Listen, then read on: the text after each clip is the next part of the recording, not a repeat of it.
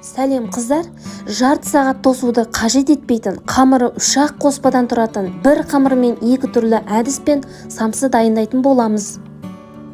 Дайындаған самсаңыз үгітілмей қатты болып қаламы? Олай болса, осы әдіспен жасап көріңіз.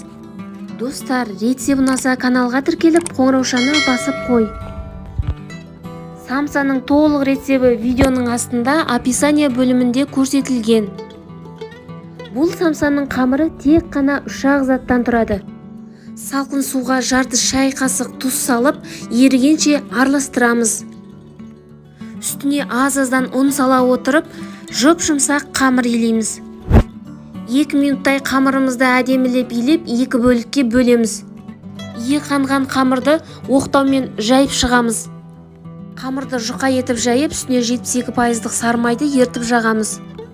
Бірінші әдісі қамырды орамай, бірден осылай жасаймыз.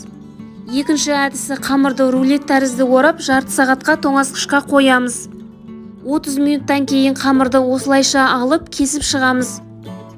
Салмасына өз қалауларыңыз бойынша фарш немесе етті ұсақтап турап салуға болады.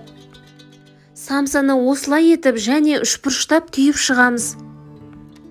Бетіне жұмыртқаның сары уызын жағып, мак немесе күнжіт сеуіп шығамыз. Алдын ала қызып тұрған пеште 30-35 минуттай пісіріп аламыз. Өте дәмді әрі қытырлақ, бар болғаны 10 минуттың ішінде дайын болады. Бірінші әдіспен самсаны өте тез дайындасақ, екінші әдіспен осындай сызықты, өрнекті, әдемі самса шықты. Достар, осы рецептпен міндетті түрде самса жасап көріңіздер.